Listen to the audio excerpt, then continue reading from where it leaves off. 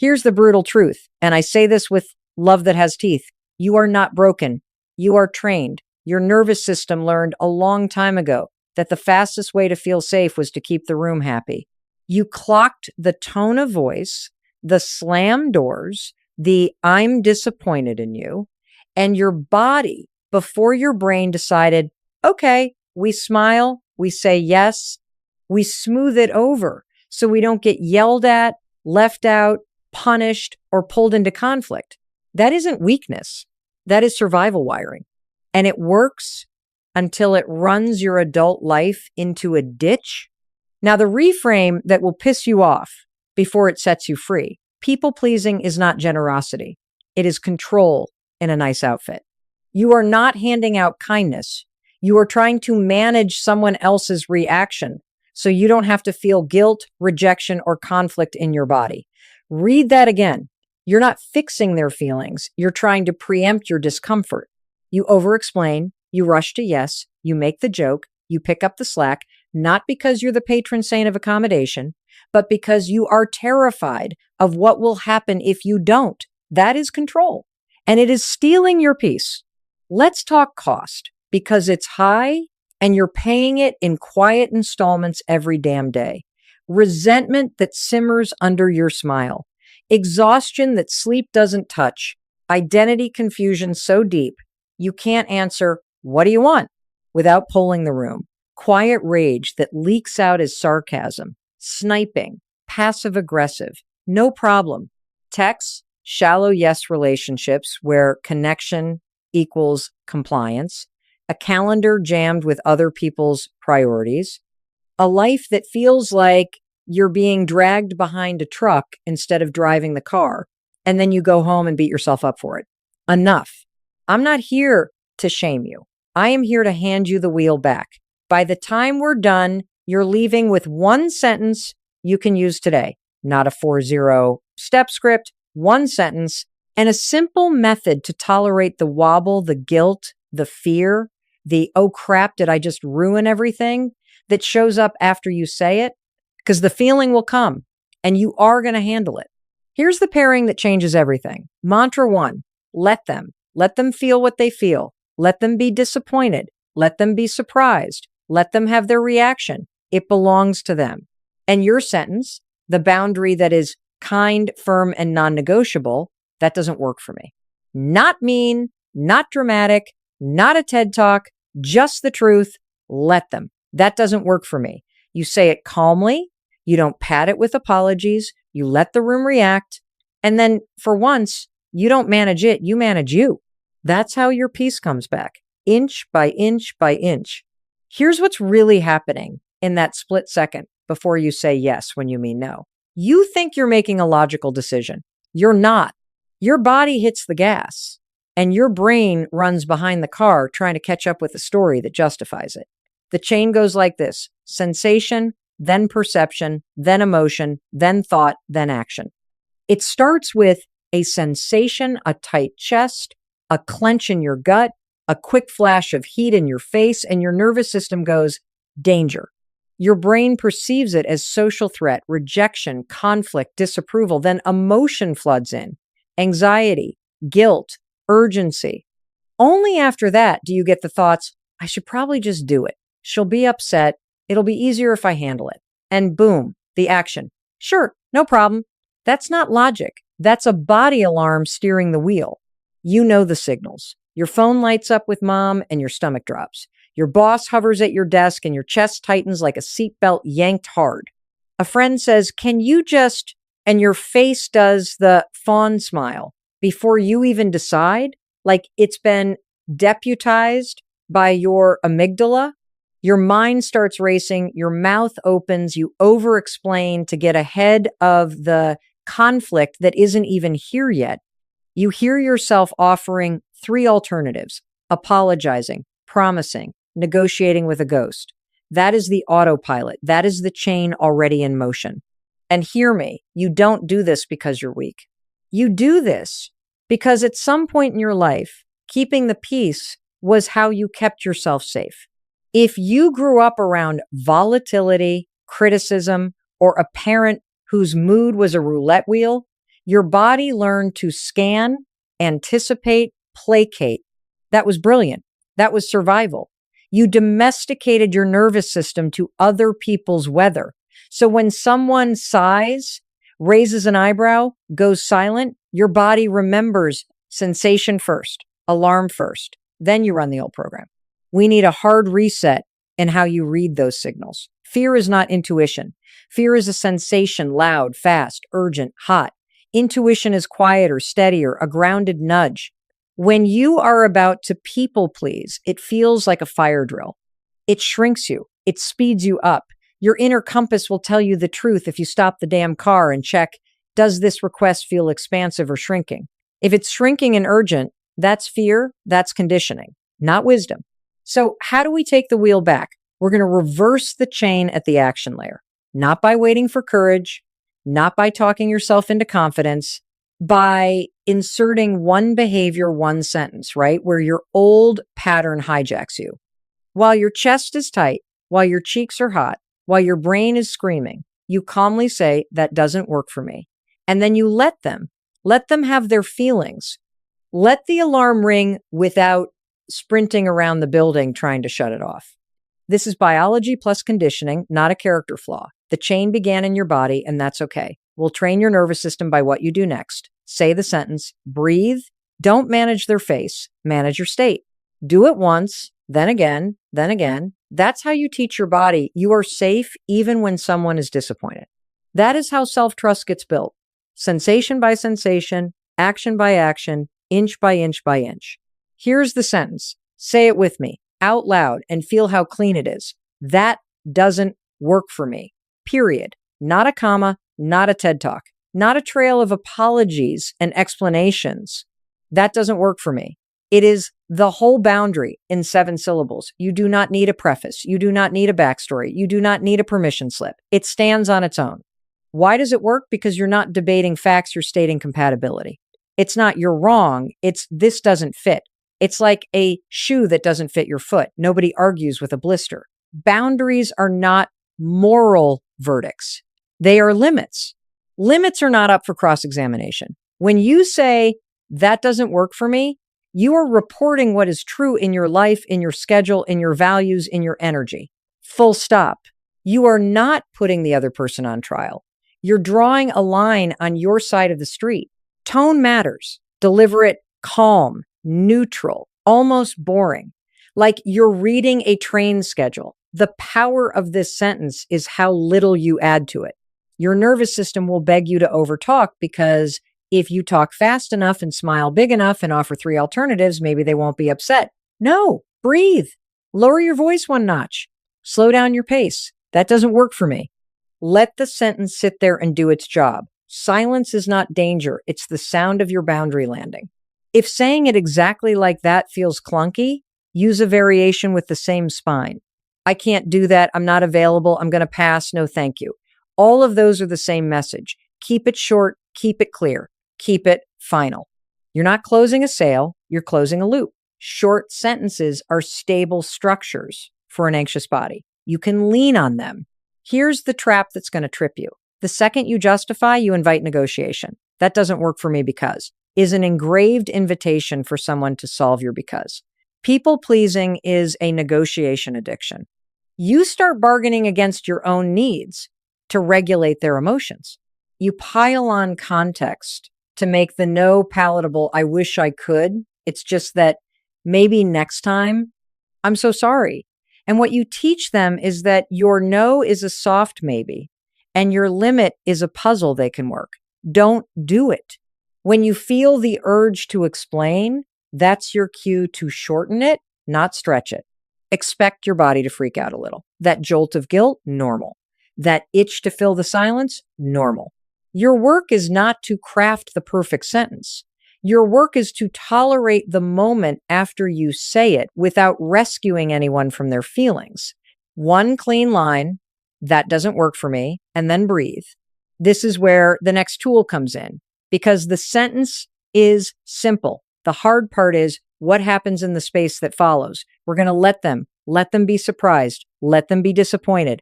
Let them have whatever reaction they have while you keep your boundary.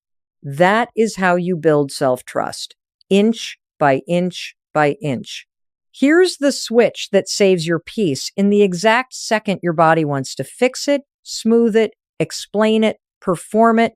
You feel the tug to jump in. Say to yourself quietly, like a prayer with teeth, let them, let them, let them. Let them be disappointed. Let them furrow their brow. Let them text wow. Let them tell themselves whatever story they need to tell. Their feelings are not a 5-alarm fire you have to sprint toward with a leaky hose.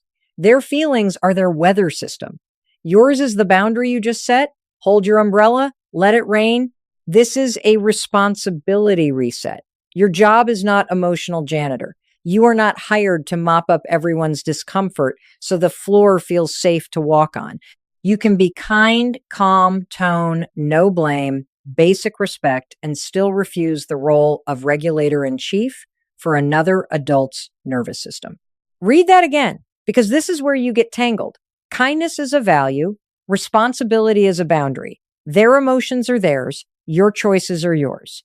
When you mix those up, you start doing contortionist acts, laughing when you're not amused, agreeing when you don't, nodding while your insides are screaming so that other people don't have to feel what is, in fact, theirs to feel.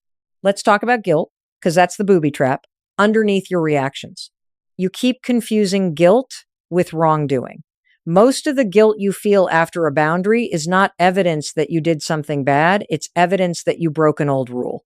The old rule said, keep everybody comfortable to stay safe.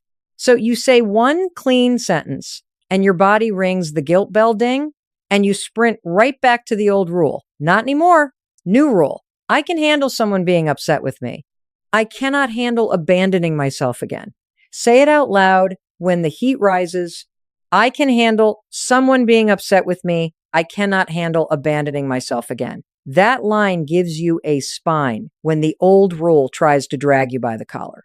Here's the promise, and I've lived this. The fastest way to take control of your life is to stop controlling everyone around you. When you let people have their reactions while you keep your boundary, peace shows up not because the room gets quieter, but because you do. Your calendar unclenches. Your sleep deepens.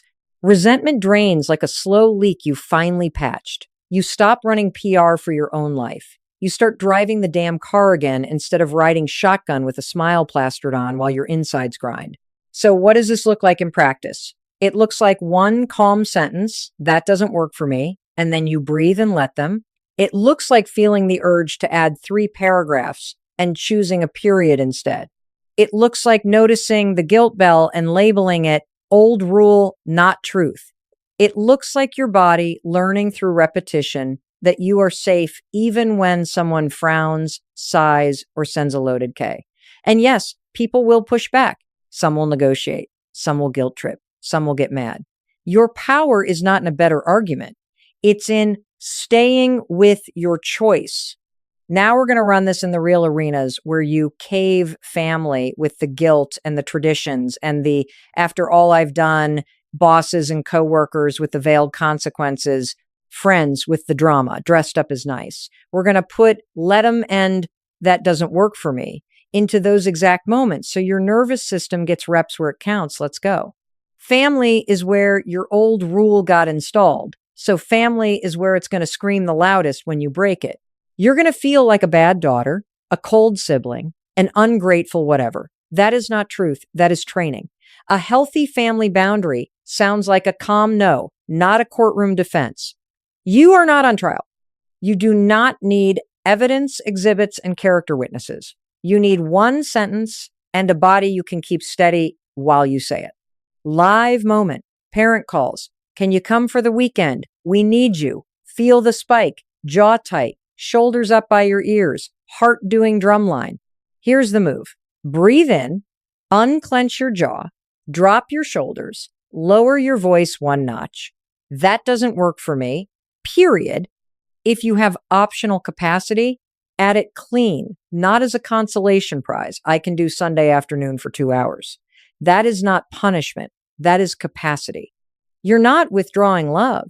You're choosing what you can actually give without setting yourself on fire to keep everyone warm. They sigh. After all we've done for you, let them, let them, let them. You don't chase it. You don't retroactively justify. The sentence stands: group chat, Saturday, 7:42 a.m. Sibling, last minute plan. Everyone to our place at noon. Also, can someone take the kids? I double booked. Your nervous system will sprint for the cape. Don't scan your body, breathe, thumb slow on the screen. I'm not available. Send. They circle back. Come on, it's just a few hours. You're the best with them. I'm not available. Repeat once, then stop typing. Silence is not danger. It's boundaries doing their work. Let the bubbles bubble. Let the thread thread. You are not the family's emergency exit. Holiday pressure classic. But we always do it here. Tradition matters. Your cousin is flying in. Notice the guilt hook in those words. It's bait made of love and obligation. You can honor tradition without abandoning yourself. That doesn't work for me. If you want to offer an aligned alternative, offer it once. We're staying home this year. Happy to FaceTime at dessert. Cue the martyr story. Wow. Must be nice to only think of yourself. Breathe. Shoulders down. That doesn't work for me. You are not required to argue your humanity with people who already know you.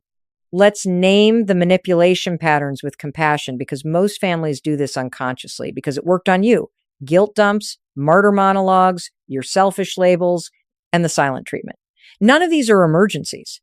They are feelings and strategies. Your job is to not escalate them by fixing them. Your job is to tolerate the wave without surfing it. One calm line, one steady body, no defense. You will be tempted to over-explain to prove you still love them. Please hear me. A boundary is not a betrayal.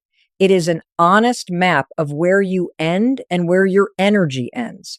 Love becomes more trustworthy when it is not tied to compliance. And when you can hold the line here, your nervous system learns you can belong to a family without belonging to their reactions. That's freedom rehearsal. Now, if family is where guilt tries to run the show, work is where fear tries to hold your paycheck hostage, different arena, same body alarm. We're taking the same sentence to the office next, because your capacity matters there too, and your security gets stronger, not weaker.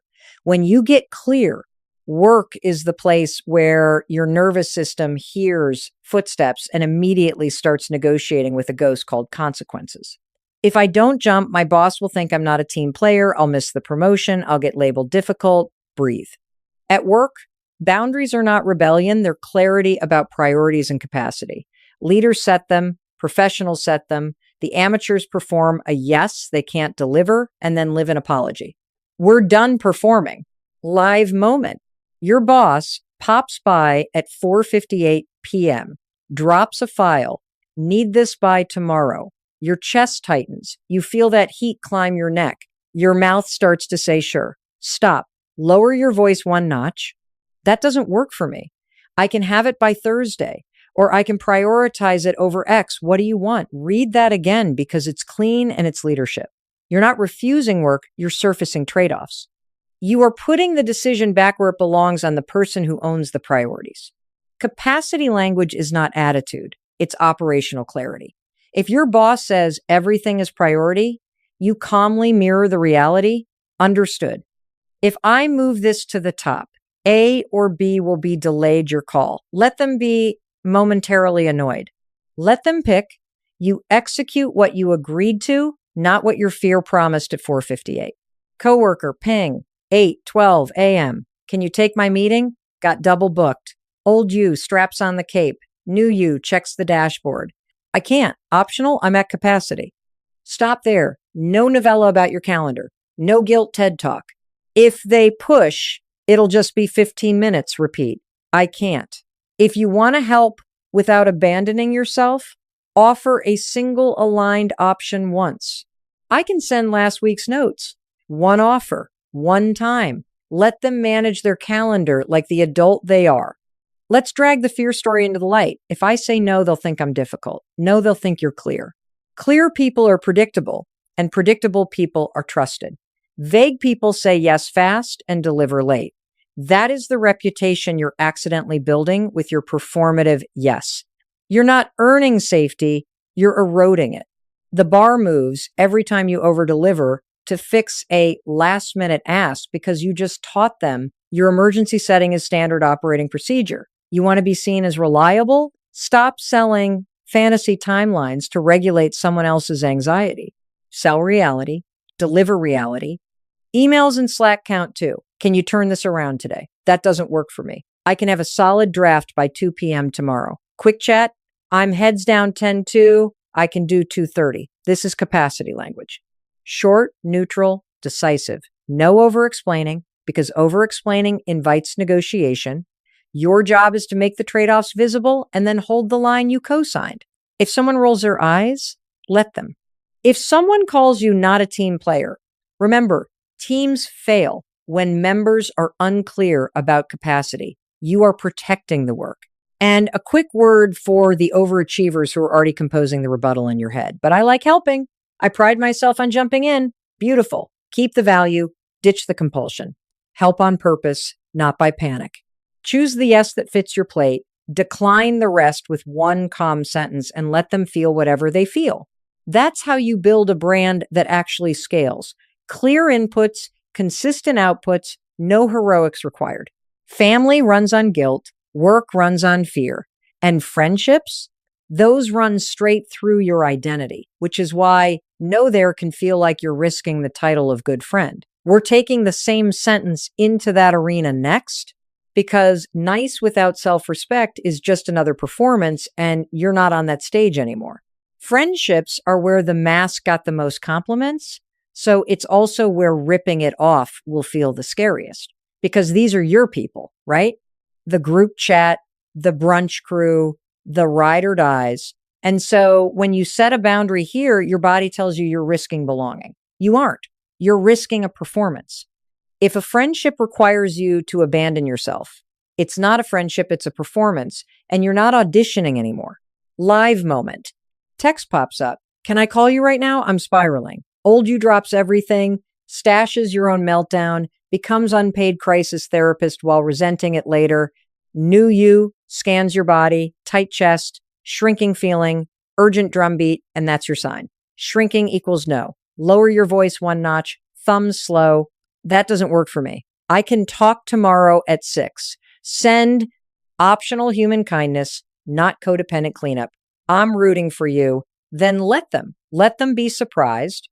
Let them send 10 bubble paragraphs.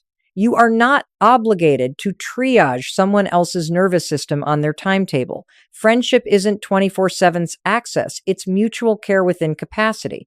Next one, triangle drama. If you're my friend, you won't talk to her. Your stomach flips because here comes the loyalty test wrapped in fear. Breathe. That doesn't work for me. I'm not doing ultimatums. That's it.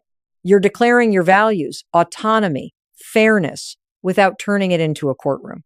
They huff. Wow, must be nice. They threaten distance. Let them. Your job is not to referee adult conflicts so nobody ever feels jealous. Your job is to refuse the power play and stay congruent with who you are. Weekend pressure. Come out. Don't be boring. You feel the tug, the FOMO, the old reputation management, expansion versus shrinking. Check it. Imagine saying yes.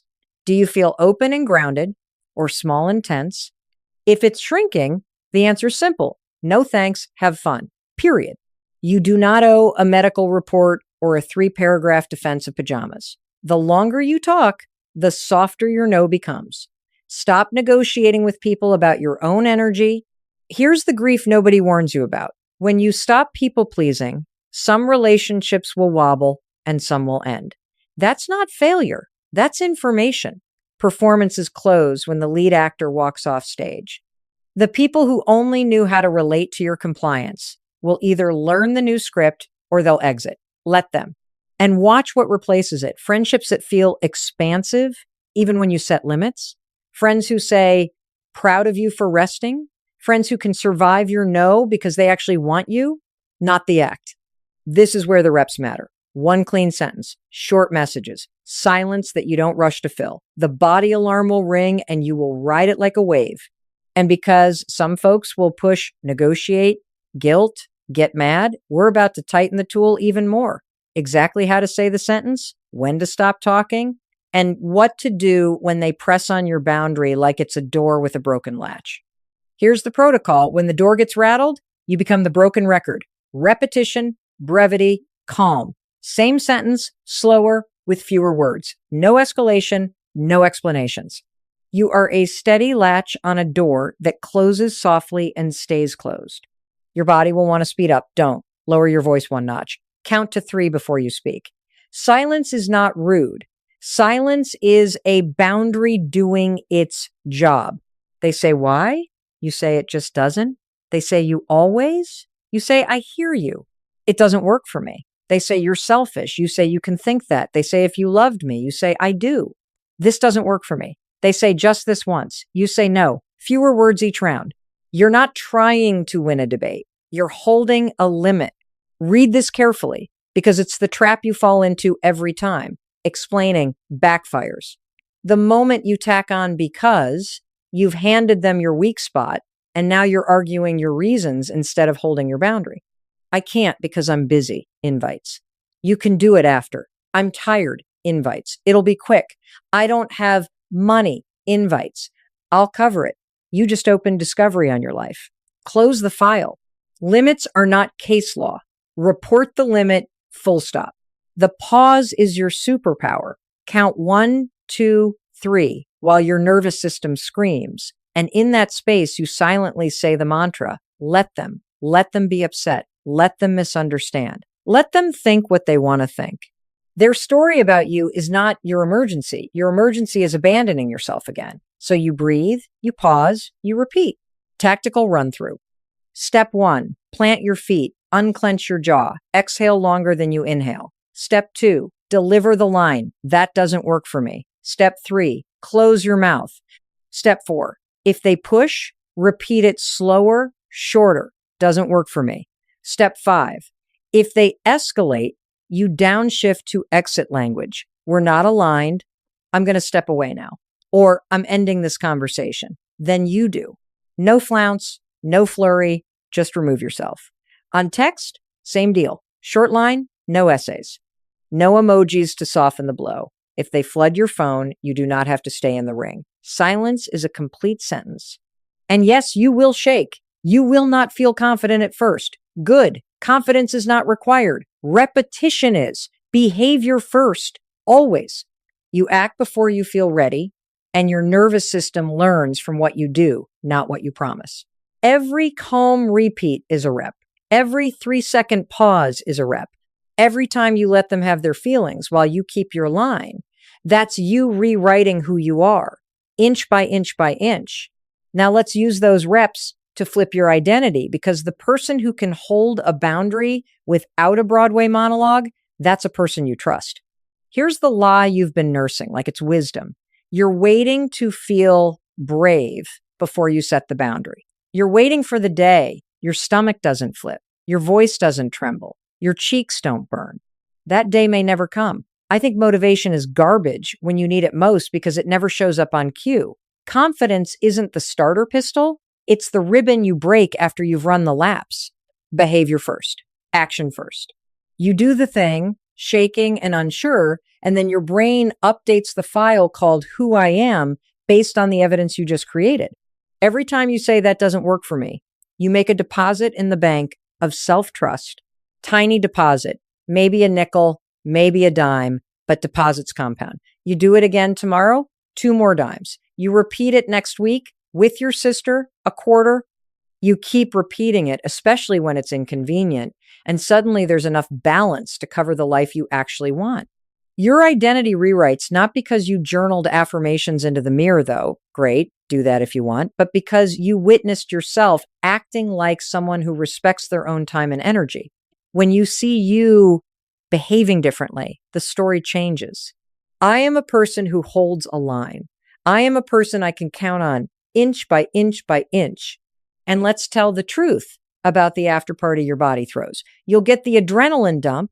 Your hands will shake. Your heart will pound. You'll hear the guilt bell ding, and the rumination gremlins will clock in. Maybe I was too harsh. Should I send an explanation?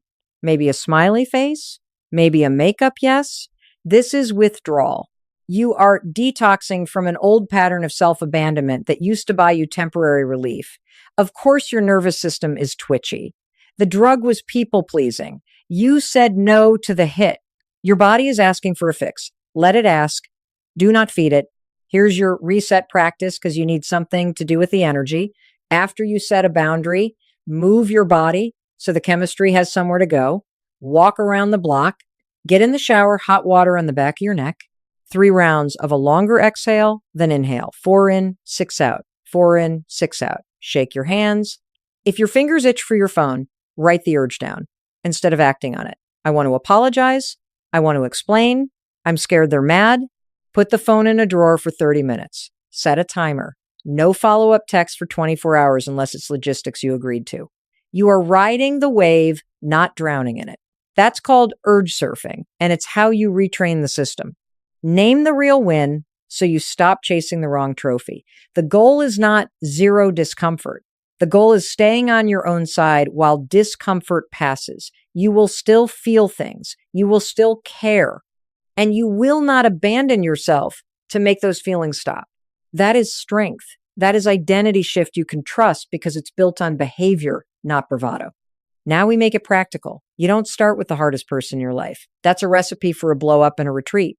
We're going to run a 7-day challenge that builds wins fast, low stakes boundaries, specific places to practice, simple reps that stack, small doors, big rooms. You're about to stop waiting for bravery and start building it one clean sentence at a time. Here's your 7-day sprint, small doors, big rooms. We are not waiting to feel brave. We're stacking easy wins so your nervous system learns by doing. Talk is cheap. Reps rewrite you. You're going to say one calm sentence. You're going to breathe through the guilt bell ding, and you're going to let them ready. Day 1 is micro no reps, low stakes, zero drama.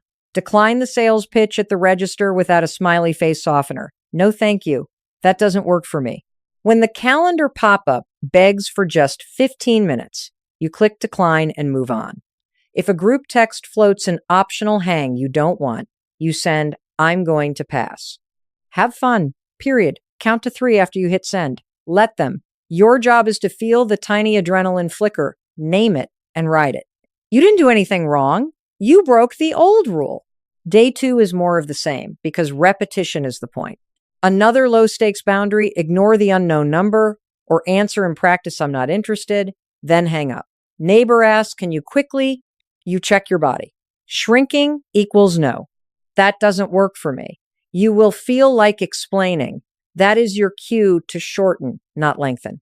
After each rep, move your body, longer exhale than inhale, hands shake if they need to, no follow-up apology texts. Discomfort is not rudeness. Day 3 turns the dial to medium stakes at work. Boss, can you turn this around today? You lower your voice 1 notch. That doesn't work for me. I can have it by tomorrow at 2, or we can move it ahead of X your call. Coworker, can you take this?